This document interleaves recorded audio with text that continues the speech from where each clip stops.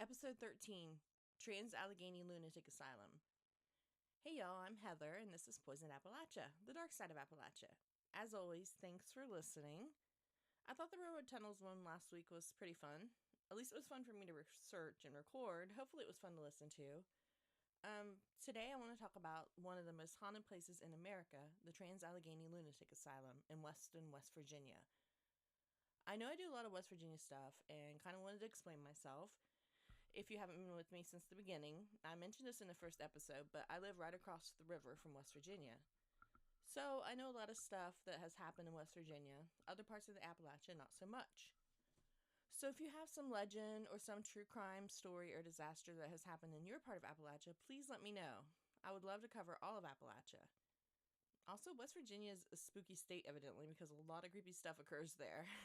Maybe it's the mountains, I don't know. But that's why a majority of my stories are in West Virginia. I try to kind of separate it and put other states in, but I do know I'm pretty heavy-handed on the West Virginia stuff. For those of you who listen to the West Virginia Lobotomy Project, I mentioned the Trans-Allegheny Lunatic Asylum in that episode. Also, is that not the coolest name for a place? It sounds like something from a movie or a book. It was one of the 4 mental institutions in West Virginia, and the largest of the 4.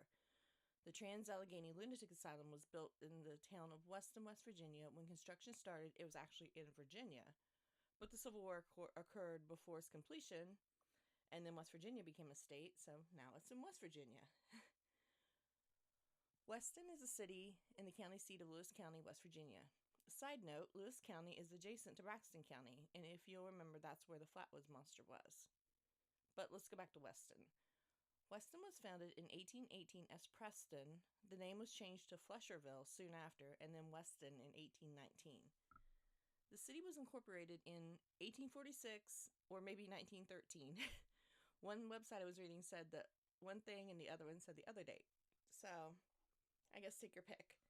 And I guess it really doesn't matter when it was incorporated, just that it was incorporated, I guess. The West Virginia Tourism website says Weston is an ideal family getaway.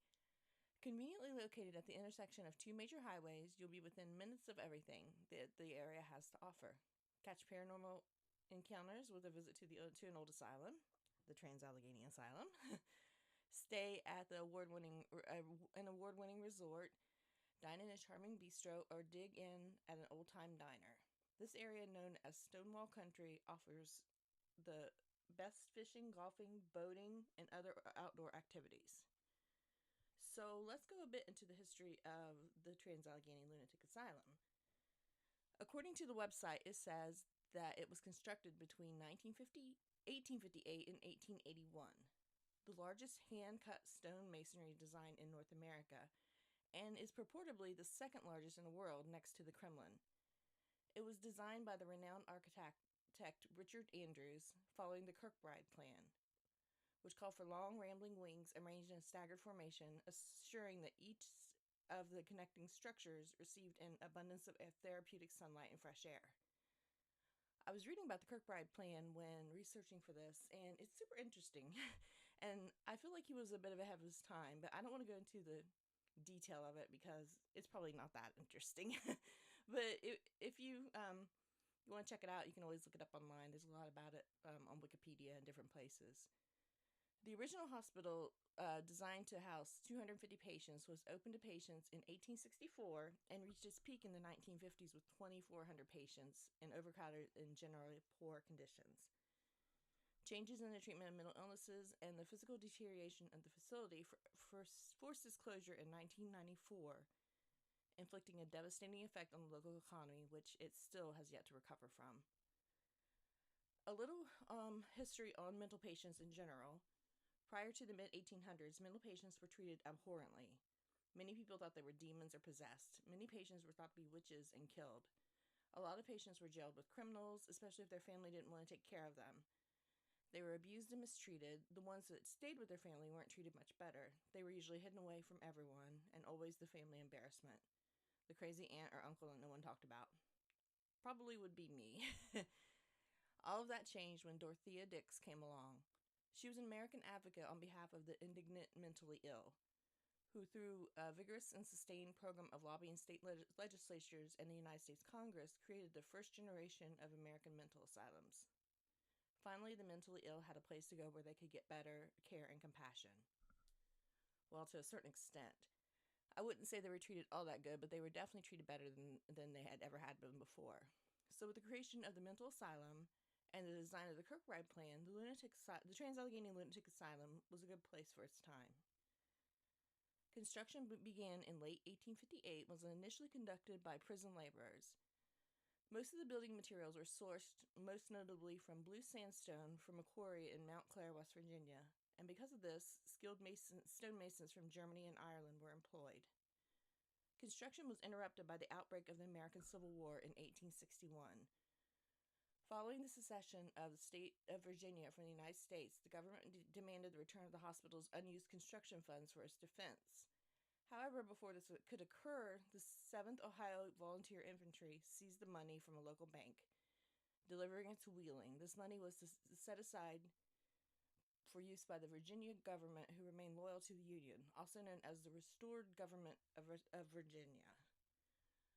While construction was attempted during the war, the grounds and buildings were often occupied by both Union and Confederate military, and building supplies were taken by the Confederate raiders.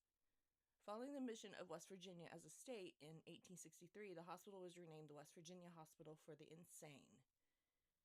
At the end of the war, the completion of the Trans-Allegheny Lunatic Asylum was prioritized. Consequently, while so many other towns were financially ruined by the war and would remain destitute for a decade, Weston did not experience a post-war depression. Business boomed as the asylum established itself as a primary economic resource for the town. The first patients were admitted in October 1864, but construction continued into 1881. The 200-foot central clock tower was completed in 1871, and separate rooms for the people of color were completed in 1873. From the beginning, the hospital was largely self-sufficient. They raised their own vegetables, maintained a dairy herd, and operated an ice plant. A nearby coal mine supplied fuel for the heat, and there was a reservoir for water. All the patients' clothing, curtains, and fabrics were made at Weston, as well as fine quality mattresses and the most of the institutional furniture, thus fulfilling the 19th century ideal that institutions be self-sustaining and that people with mental health condition learn a trade. They even had a cemetery on site for those who passed away there. The asylum was located in a rural area where patients would be housed among strangers only, discouraged from seeing anyone they knew. Patients were not even allowed to receive gifts or mail. This was thought to help with the healing. Although the Trans-Allegheny Lunatic Asylum was built for 250 patients, it wasn't long before the numbers crept up. With multiple beds crammed into rooms, they were once cozy but quickly became crowded. As more and more people were admitted, the staff took incredible actions to house patients. In the 1950s, when the population swelled to 2,600 patients, bed-sharing measures were implemented, and effectively allowed people 8 hours of rest before their beds were given to someone else. So everybody had to share beds, which I'm sure was not sanitary at all. As always, back in the day, patients were admitted for various reasons, and not all were for mental health related. In addition to patients who were admitted for mental health related issues, other admission reasons included asthma, laziness, egotism, domestic troubles, and even greediness. Women who would not listen to their husbands, tuberculosis. Men could even drop their wives off for almost any reason, like wanting to keep a mistress, but wanting to have a wife out of the way, which is ridiculous. Always makes me mad. The way we women were treated, and still are sometimes.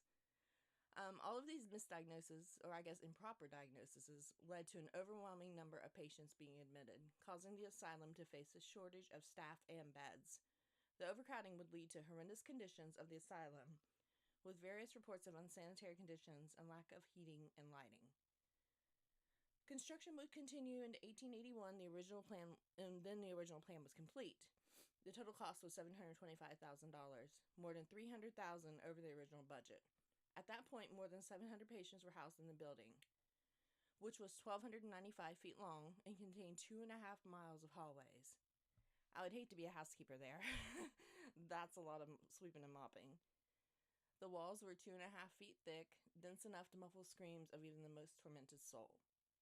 A women's auxiliary was built in 1890, and 2 years later, the 20-acre front lawn was enclosed by a Victorian wrought iron fence.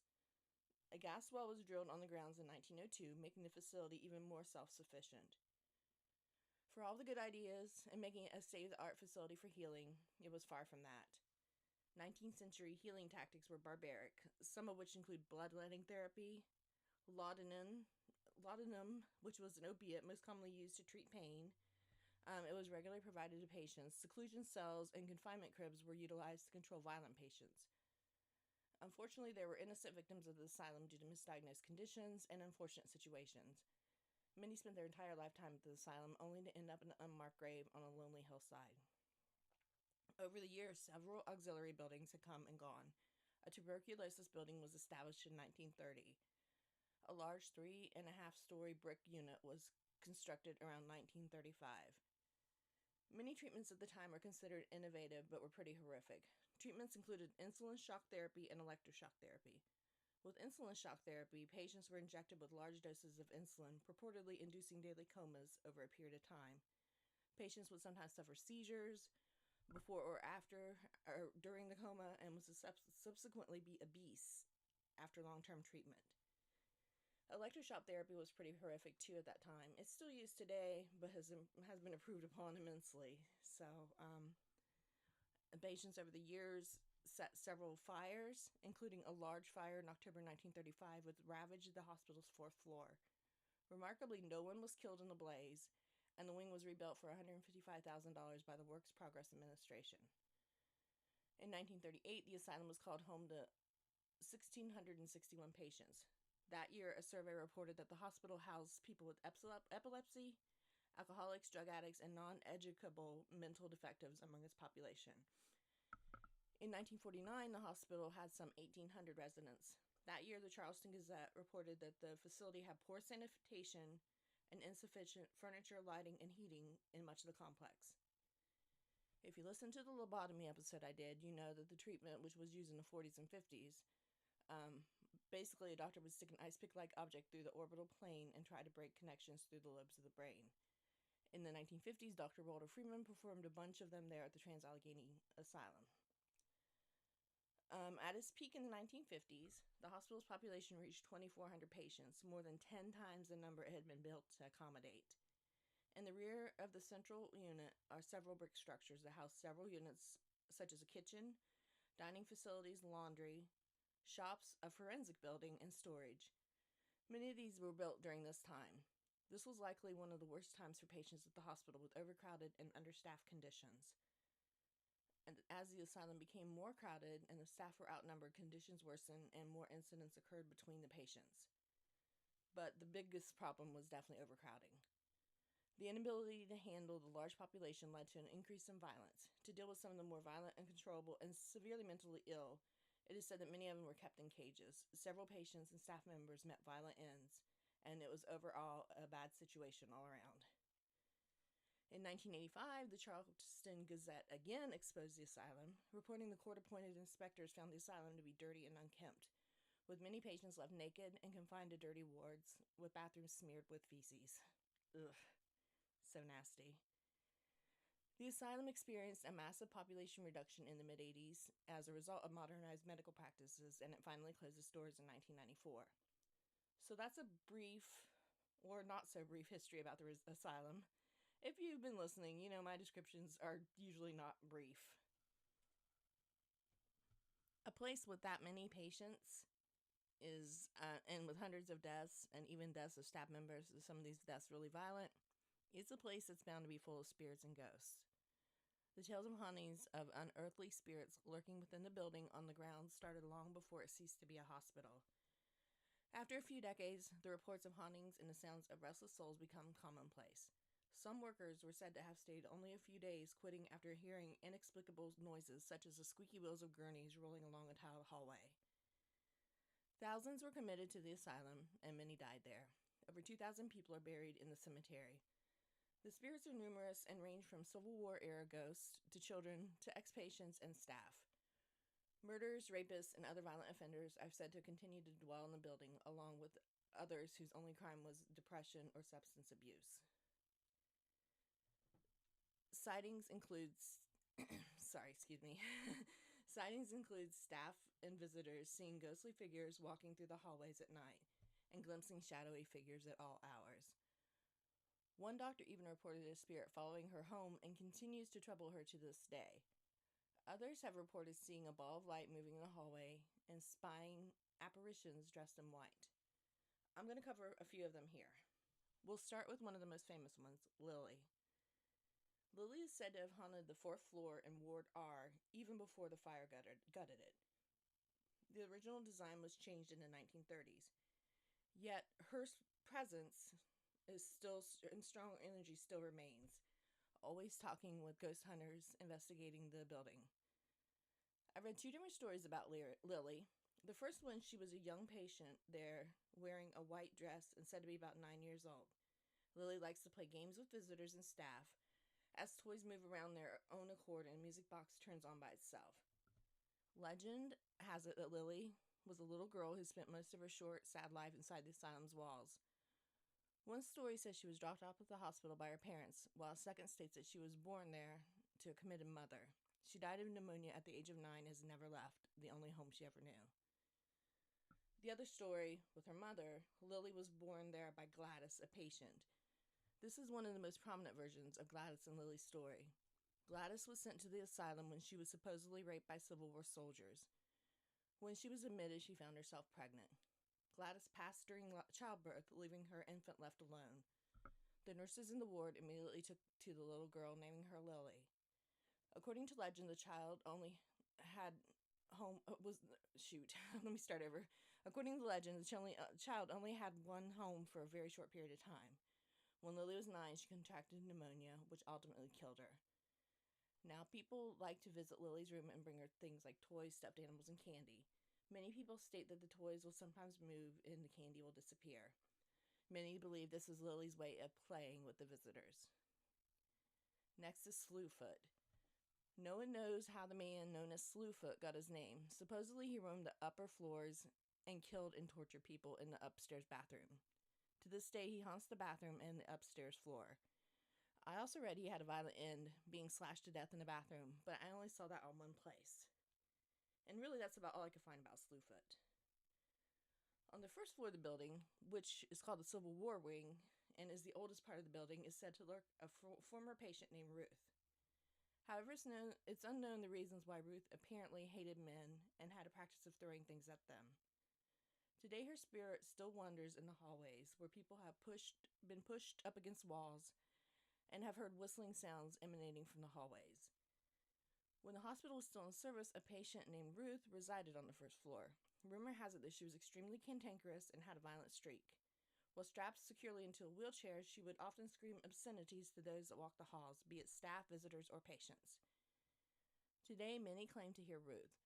People can feel her negative energy all over the first floor. Many have been pushed violently on the first floor and feel that Ruth is to blame.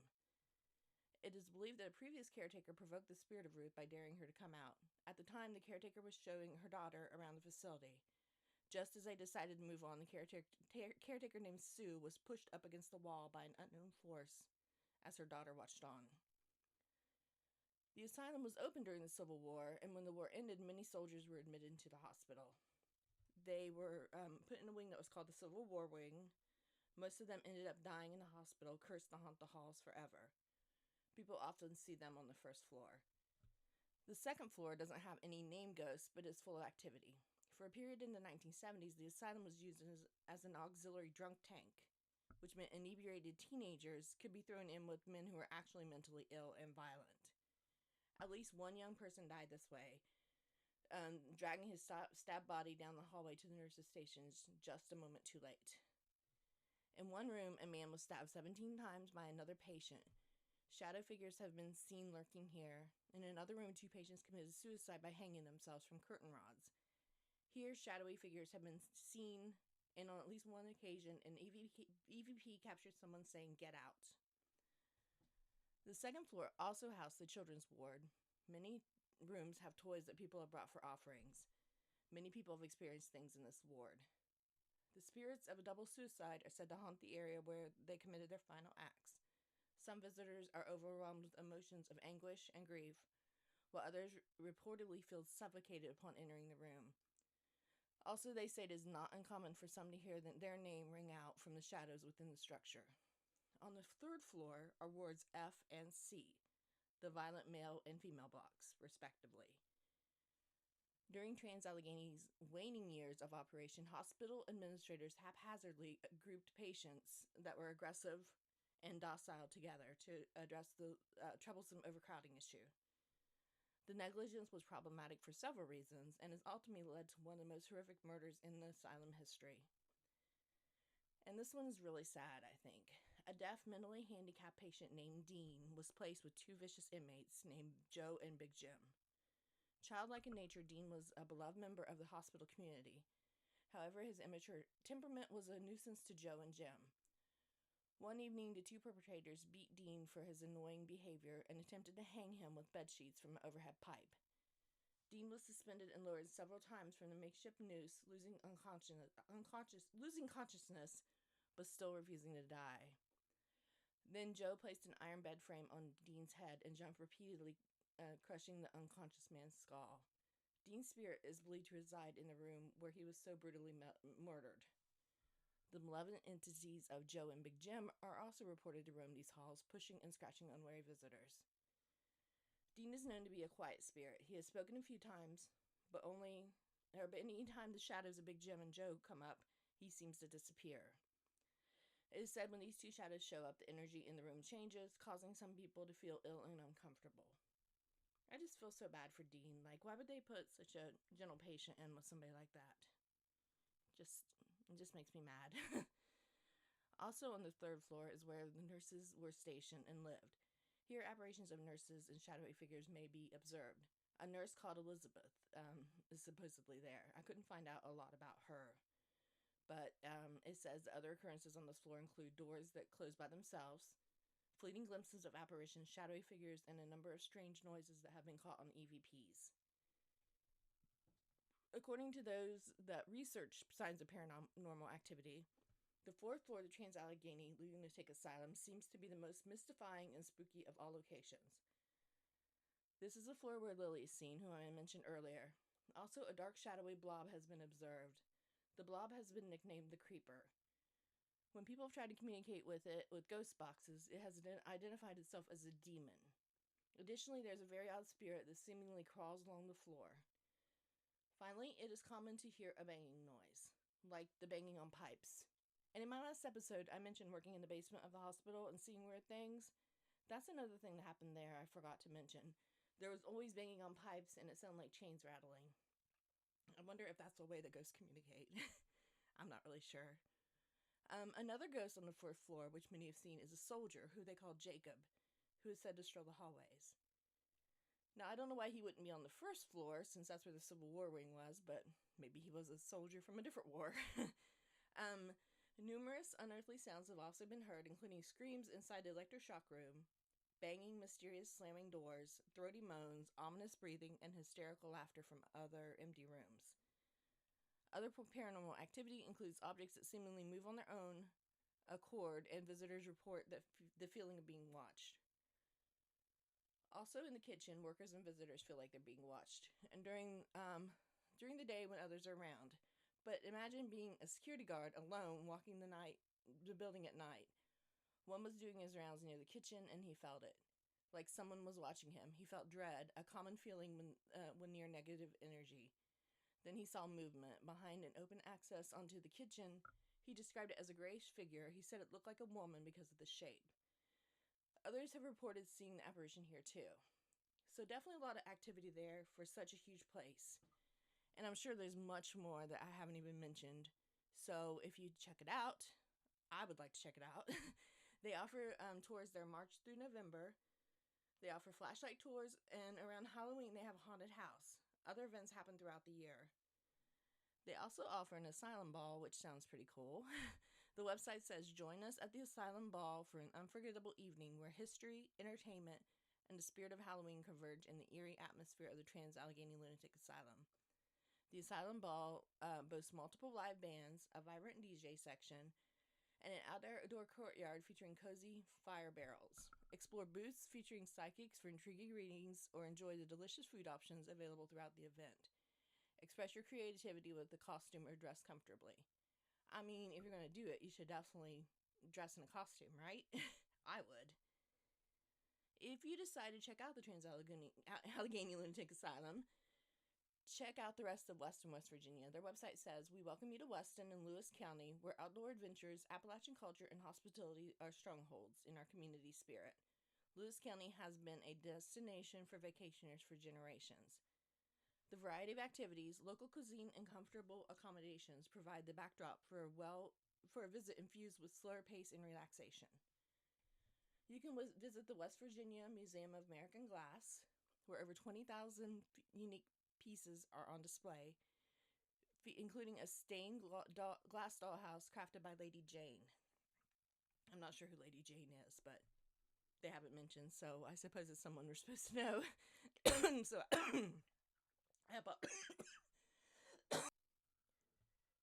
you can visit the West Virginia Museum of Glass, where over 20,000 unique pieces are on display, including a stained glass dollhouse crafted by Lady Jane.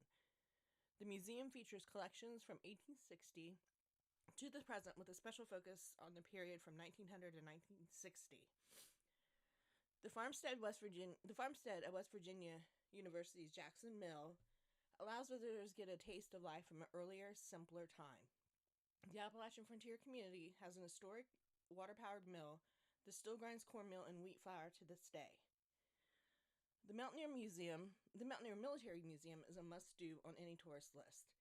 This facility, located in the heart of downtown Weston, offers tributes to those who served our country. Have any of you visited? Do you think the place is haunted? Did you feel or see anything? Let me know. As always, this is one of those places I've always wanted to see but haven't. But I do have plans on visiting within the next year. So hopefully I'll be able to report back about that if y'all are listening to me in a year. So thanks so much for listening. Once again, I cannot thank you all enough for your support in all of this. If you listen to me on a platform where you can rate me, please do. As always, if you have any suggestions, comments, please contact me. Facebook is probably the best place, or you can email me at poisonappalachia@gmail.com. Follow me on socials under Poison Appalachia. I'm on X, YouTube, TikTok, Threads, Facebook, all of those. I feel like and Instagram. I forgot Instagram. I'm sad that spooky month is ending. Boo-hoo, my favorite month of the year. But if you're all good boys and girls, the Great Pumpkin may visit this week with a treat. Keep your eyes posted on my social media. Thanks, have a great week, and bye!